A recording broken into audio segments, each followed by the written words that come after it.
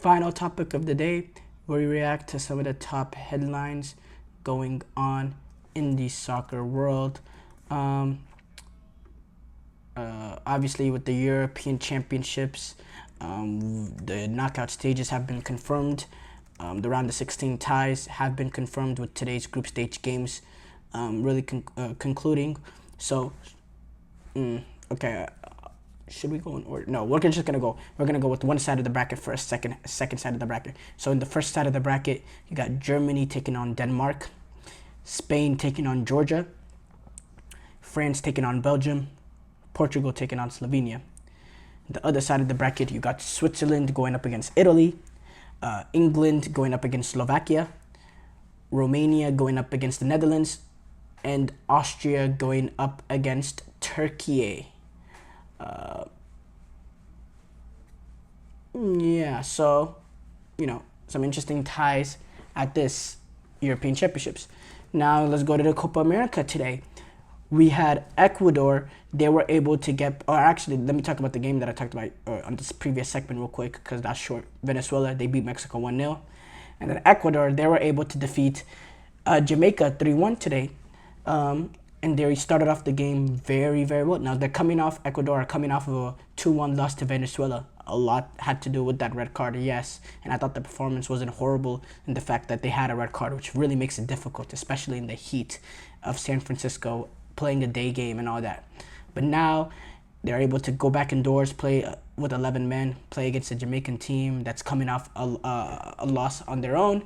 And in that first half, I thought they completely suffocated the Jamaican team. I think they were very, very lively. They were very, very energetic. They were pressing up high, winning the ball up in dangerous areas. They were main protagonists. They were the main team putting their foot forward.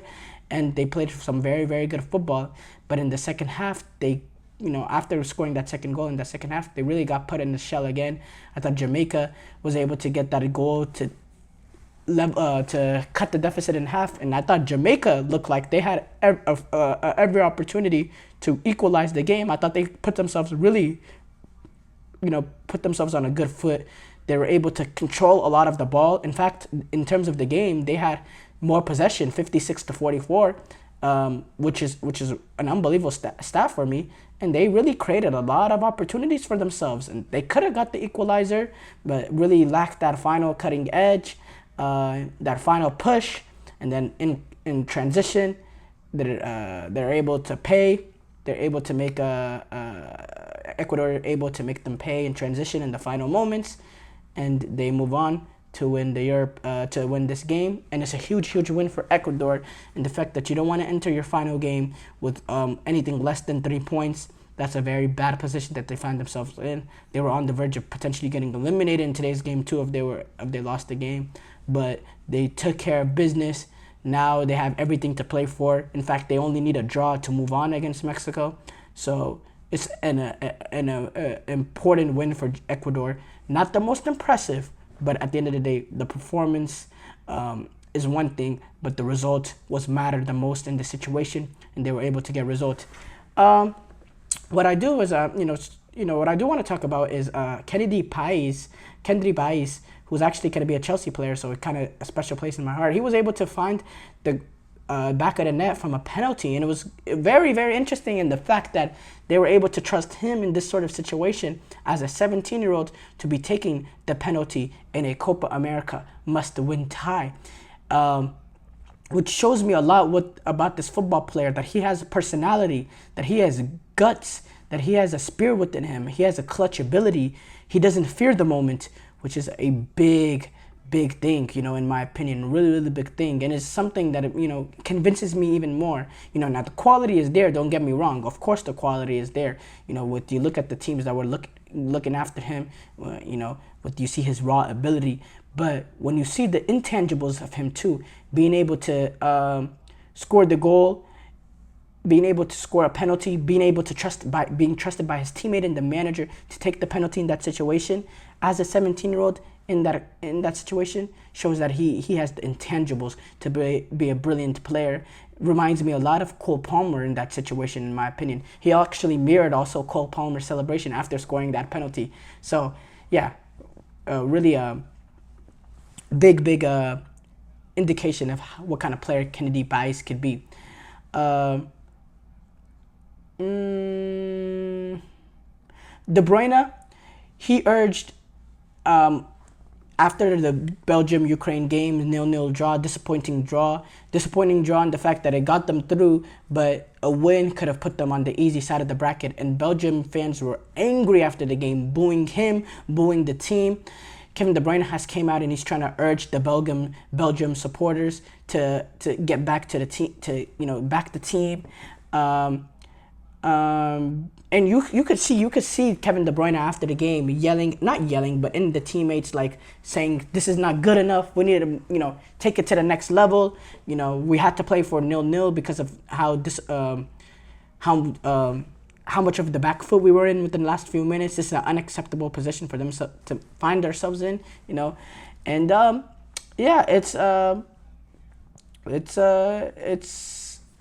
interesting place that they found themselves in. Now, Kevin De Bruyne, he approached the Belgium fan section, and he turned back, and he also told his teammates. Basically, De Bruyne approached the section of the Belgian fans, and then he turned back and told his teammates to leave the pitch because the boos started getting louder and louder, even when his name was announced as the UEFA Player of the Match. Now, Kevin De Bruyne came out and he said in a presser, we tried to win the match. We had goal-scoring opportunities, but we didn't take any risk with the corner because we know we might concede a goal. If that happens, you're out of the Euros. It's a shame we didn't manage to score before. We had opportunities, and after that, we just need the fans to stay with us. We need these fans. We'll need them against France. That's all I have to say. He was also asked why he urged his teammates to leave the pitch and not to go to the fans at the end. And he gave a rather composed response by just continuing to call for their support. He said, we just need them. I don't know what else to say. We just need the fans. We'll need them against France. We needed them in the last 3 games. That's it. In fact, their coach Domenico Teodesco even came out afterwards saying, well, of course, we are a bit surprised. We wanted to qualify, and we have qualified. We lost the first game and played fantastically against Romania, and the fans were really happy today. Today was a real tough game, but the message is clear. We want to play to win. Look, I'll say this. The fans have a right to be upset because the fans know Belgium missed a golden opportunity in this game. Winning this game and righting the wrong of what they did against Slovakia by winning this group would have put them on the much easier side of the bracket and exponentially increased their chances of going on a deep run in this tournament.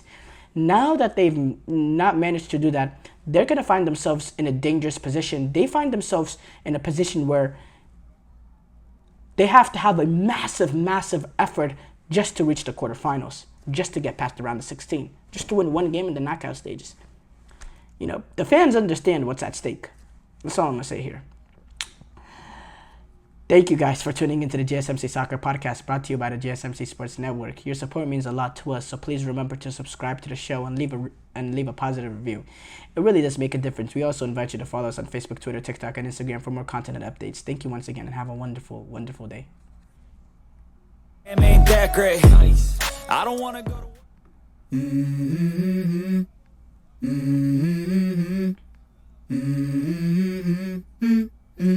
Let's go.